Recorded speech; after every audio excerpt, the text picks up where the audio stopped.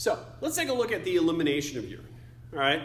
So first, let's take a look at what urine is. So let's look at the physical characteristics of urine and its color and transparency. Urine is clear and pale to a deep yellow color. Now, the color is due to a chemical known as urochrome, and that is a pigment made from the breakdown of hemoglobin. So when it's more concentrated in urine, you're going to have a darker yellow color to urine. Other colors indicate eating certain foods or vitamins. Cloudy urine is where you have a urinary tract infection. The pH of it, the typical pH is around 6, but the range on this is 4.5 to 8. So most of the time urine is typically acidic. If you have a high protein diet, it's going to be more acidic. If you are vegetarian, you have a tendency to have more basic. But if you have prolonged vomiting or you have an infection, this can cause it to be basic as well. Chemical composition of urine, it's mostly water, 95%. The other 5% are dissolved solids. Urea is the biggest component there. If you have high concentrations of any solid or abnormal substance, that indicates a pathology, like having proteins in your urine. All right, so urine is made in our kidneys, and then it gets transported out of the kidneys through our ureters. So the ureters, these are tubular organs that transport urine from the kidneys to the urinary bladder. So from the kidneys to the urinary bladder here. So if we look at a ureter in cross-section there, we have a mucosa, which is the inner, so that line's the inner portion there. This produces mucus, so that mucus reduces friction between the urine and the walls of the ureter walls. Next is a muscularis layer, so outside of that. So this is a middle layer. It is made of smooth muscle, and it moves the urine by peristalsis. Next is the adventitia layer, so shown in yellow there. So this is the outer layer, serosal layer. It's a fibrous coat around that. The end of the ureter, there are valves, and these are going to prevent the backflow of urine. Some people can get kidney stones. Kidney stones are crystals of calcium and magnesium or uric acid, and they typically form in the renal pelvis. But if they come out of there, they can get into the ureter, and I hear they're very, very painful. Next is urinary bladder. So here's the urinary bladder.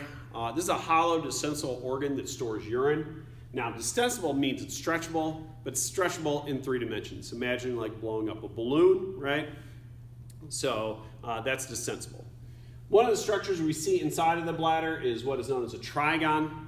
So this is a smooth triangular area of the urinary bladder. It connects the 2 openings of the ureters to the 1 opening of the urethra. If we look at the layers of the urinary bladder, we have a mucosal layer first there. Next is the detrusor muscles. So the detrusor muscles is the muscular wall of the urinary bladder. We contract those to remove urine. All right, and then outside of that is the adventitia layer. So once again, that can have a serous layer around that as well. All right. From there, we go to the urethra, which is a tubular organ that transports urine from the urinary bladder to outside of the body. It is similar to ureter in its structure, but in males it has a second function. In males, it's going to transport sperm and reproductive fluids. Let's look at micturition. So micturition is urination reflex, or the act of emptying the bladder. So when the bladder fills, and if you have my notes, I give specific numbers. I'm not going to worry about any of those specific numbers because they can be different for different people. So when the urinary bladder begins to fill, it's going to stretch those detrusor muscles. So we see a stretching of those detrusor muscles. And so they're going to contract in response to that. And that's going to initiate the urge to urinate. All right. Now we do have an external urethral sphincter, which is made of skeletal muscle, and that's going to give us voluntary control over urination. All right. So if you have incontinence, incontinence is the inability to control micturition voluntarily. Incontinence, so you're going to urinate uncontrollably. This can be caused by emotional problems, physical pressure, or nervous system problems. Okay.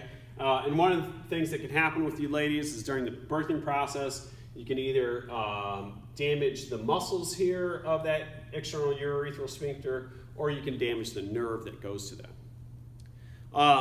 Next is urinary retention. And this is the bladder is unable to expel, the urinary bladder is unable to expel the contained urine. This can be caused by anesthesia. That's why, before, if you've had a surgery, they want you to try to urinate before you leave. This can also be caused by hypertrophy of the prostate gland. So not shown here, with males, a prostate gland it encircles that urethra. And so hypertrophy is where this enlarges. And so if the prostate gland enlarges, it can literally close up the urethral opening, preventing urination from occurring. And the only way to get urine out then is to stick a catheter up there to force that opening open.